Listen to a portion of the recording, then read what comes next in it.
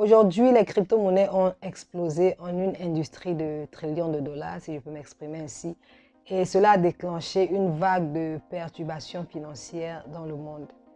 Au cœur des crypto-monnaies se trouve une remarquable histoire d'innovation qui remonte aux années 1980 avec les progrès de la cryptographie. Et depuis lors, une série d'événements a façonné ou alors ont façonné l'espace crypto. La première crypto-monnaie, Bitcoin, étant la plus importante. Mais malgré sa croissance spectaculaire au cours des 12 dernières années, les services financiers ont vraiment eu du mal ou alors ont très lentement accepté le Bitcoin, principalement en raison de son instabilité. Les institutions traditionnelles n'accepteront pas un prêt Bitcoin en raison de l'importante volatilité de ses prix. Cela a fait du Bitcoin un mauvais actif pour planifier son investissement avec précision. Mais les choses changent rapidement dans l'espace crypto et la finance décentralisée ou DeFi est une tendance actuelle. C'est sans aucun doute un des espaces les plus passionnants où l'on puisse se trouver en ce moment. Dans cette vidéo, nous allons vous expliquer ce que c'est que la finance décentralisée. Alors, la DeFi ou Decentralized Finance ou encore finance décentralisée est un terme générique désignant les services financiers sur les blockchains publiques, principalement sur Ethereum. La DeFi vous offre des services bancaires classiques, c'est-à-dire percevoir des intérêts, emprunter, prêter, acheter des assurances, négocier des produits dérivés et des actifs et bien plus encore, mais avec plus de rapidité, sans paperasse et sans intermédiaire. À l'image de la plupart des crypto-monnaies, la DeFi est internationale de pair à pair. Elle intervient directement entre deux personnes sans être acheminée via un système centralisé. Elle est anonyme et ouverte à tous. La DeFi se compose d'applications et de protocoles pair à pair développés sur les réseaux blockchain décentralisés qui ne nécessitent aucun droit d'accès pour faciliter le prêt, l'emprunt ou l'échange d'outils financiers. La plupart des applications DeFi aujourd'hui sont construites à l'aide du réseau Ethereum, mais de nombreux réseaux publics alternatifs émergent et offrent une vitesse de transaction beaucoup plus élevée, une évolutivité, une sécurité supérieure et des coûts moins élevés. Alors pourquoi les contrats intelligents avec la DeFi? La plupart des contrats intelligents proposent des langages de programmation Turing Complete qui permettent à plusieurs parties d'interagir les unes avec les autres sans avoir besoin d'un intermédiaire centralisé.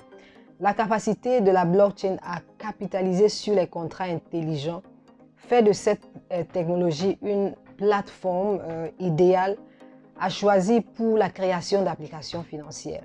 Alors, comment la DeFi a-t-elle commencé? Avant, les humains faisaient le troc des biens et des services, mais au fil des années, au fil du temps, les économies ont évolué et l'homme a inventé la monnaie pour faciliter les échanges de biens et de services. Mais par la suite, les crypto-monnaies ont contribué à inaugurer des innovations et à créer de meilleurs niveaux d'économie. Cependant, le progrès a un prix. Historiquement, les autorités centrales ont émis des devises qui sous-tendent nos économies, ce qui leur a facilement donné plus de pouvoir alors que de plus en plus de personnes commençaient à leur faire confiance.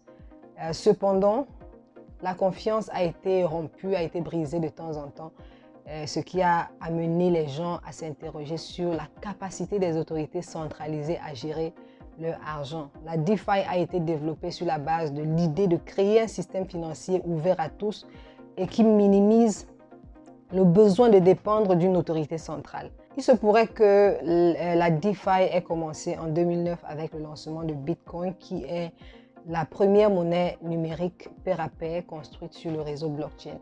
Grâce à Bitcoin, l'idée d'amorcer le changement dans le monde financier traditionnel à l'aide de chaînes de blocs est devenue une étape essentielle à envisager dans la décentralisation des systèmes financiers existants. Le lancement d'Ethereum et plus particulièrement des contrats intelligents en 2015 a rendu tout cela possible.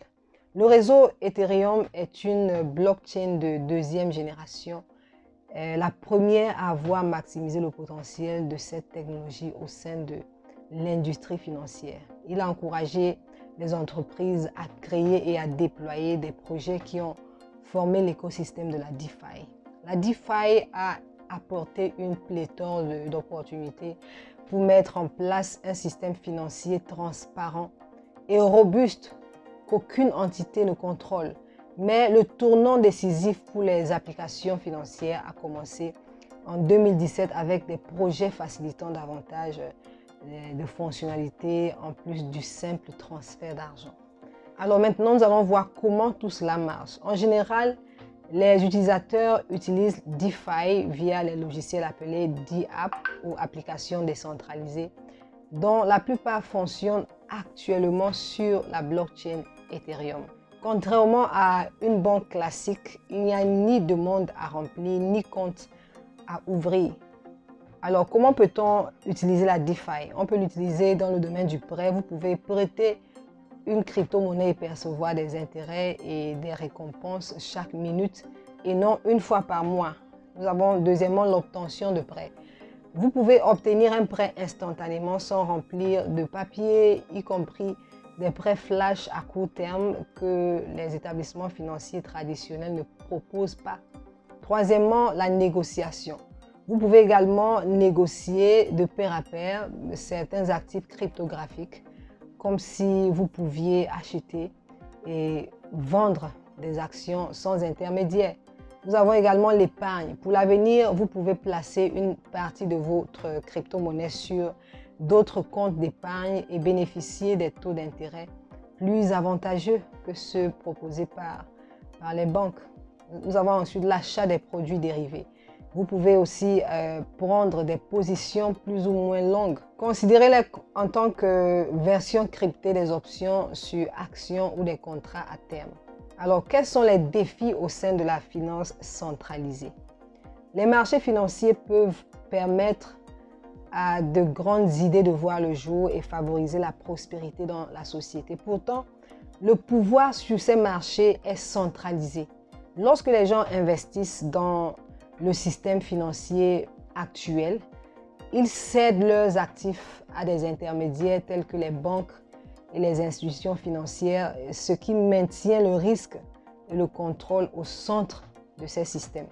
Historiquement, nous avons assisté à des situations où les banquiers et des institutions n'ont pas pu voir venir les risques sur le marché, comme cela a été le cas lors de la crise financière de 2008. Sans aucun doute, lorsque les autorités centrales contrôlent l'argent, le risque s'accumule au centre et met en danger le système dans son ensemble. Alors, le Bitcoin et les premières crypto-monnaies qui ont été initialement développées pour donner aux individus le contrôle ou alors un contrôle total sur leurs actifs n'étaient décentralisées qu'en matière d'émission de stockage. Alors, donner accès à un ensemble plus large d'outils financiers est resté un défi jusqu'à l'émergence des contrats intelligents. Et cela favorise ou alors a favorisé la DeFi. Dans la vidéo suivante, nous allons vous parler des risques lorsque l'on investit dans la DeFi et ce que les débutants doivent savoir. Alors, passez une excellente journée et rendez-vous dans la prochaine vidéo.